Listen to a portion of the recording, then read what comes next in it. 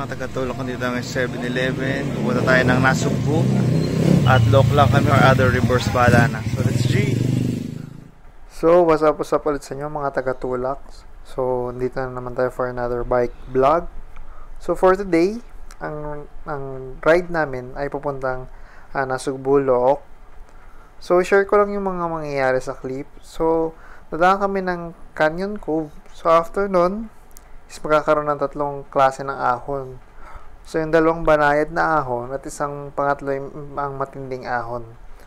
So, dito, i-share ko lang kung gaano kahirap yung pangatlong ahon at once na overcome mo na yun, ay kaya mo na yung mga susunod na pang ahon papuntang Look.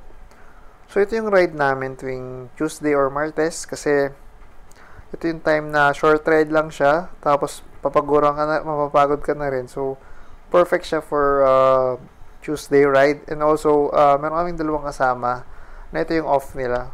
So, kaya nangyayari itong Tuesday ride na to. So, tara, enjoy natin kung gaano kasarap ba itong Nasugbu Look ride. Tara, let's G!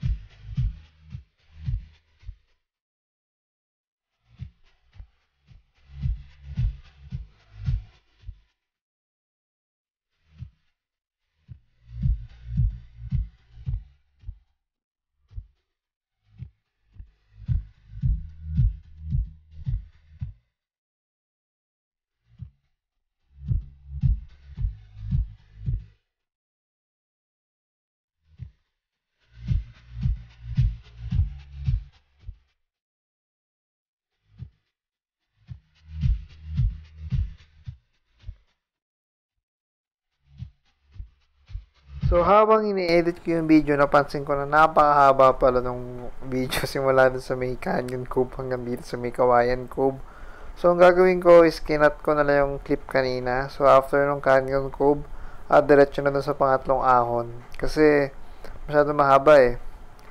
At, ayun, na-complete ko na rin yung pangatlong ahon pupuntang Kawayan Cove. At sabihin ko sa inyo, na ito ang pinakamahirap na ahon para sa akin pag pupunta ng Nasugbu kasi lagi akong halhal aso dito, hingal aso, naghahabol lagi ako ng hininga kasi nauubos dito ko talaga binibigay yung lakas ko sa ahon na yun kasi matarik siya para sa akin. Tapos normally nagpapahinga kami dito sa Kawayan Cove para mag picture and syempre pahinga na rin, inom tubig. Pero dahil sabi nila, diretso daw, edi dumiretso ako. Although first time ko lang gagawin to, sila matagal na nilang ginagawa yan eh. So wala na sa kanila. So yun, diretso na kami. Hindi ko lang kung mag-i-stop ba. At yun, diretso tayo sa clip ng pagbadyak namin. So ang gagawin ko, since masyadong mahaba yung mga clip, is i-cut ko na lang sa mga tinitikilan or mga spot na tingin ko relevant naman sa ride na to. So yun lang. Salamat sa pagtiyaga sa napaka-boring na video na to and then proceed tayo sa mga susunod na clip. Tara, let's G!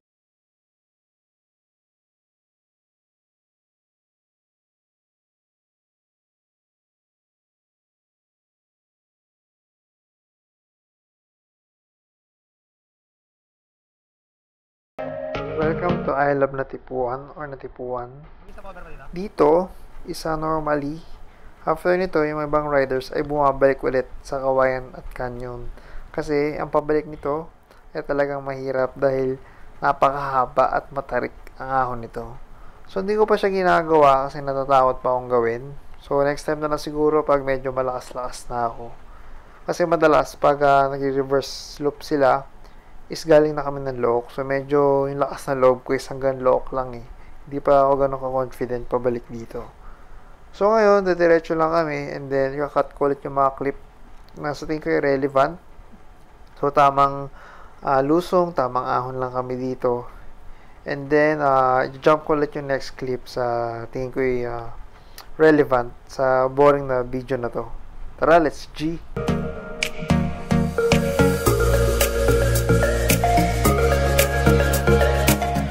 So, itong clip na to is yung ahon din na parang 45 degrees or basta matarik siya eh. Paliko, tapos biglang tarik.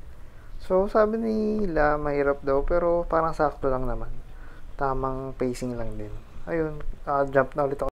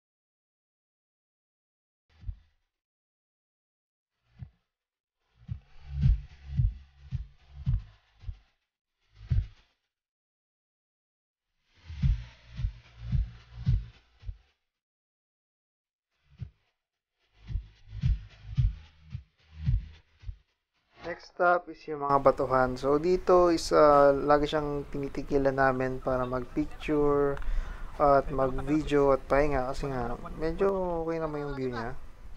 So, konting mga clip lang kung anong mga ginagawa namin kinukuhan dito and then proceed na ulit tayo sa next clip na patapos na. Ano ng lock. Either pwede kang lumiko kaliwa papuntang Pico de Oro or Kumanan pabalik ng Nasugbu pauwi. So yun, konting clip lang and then proceed na sa clip na kung saan isa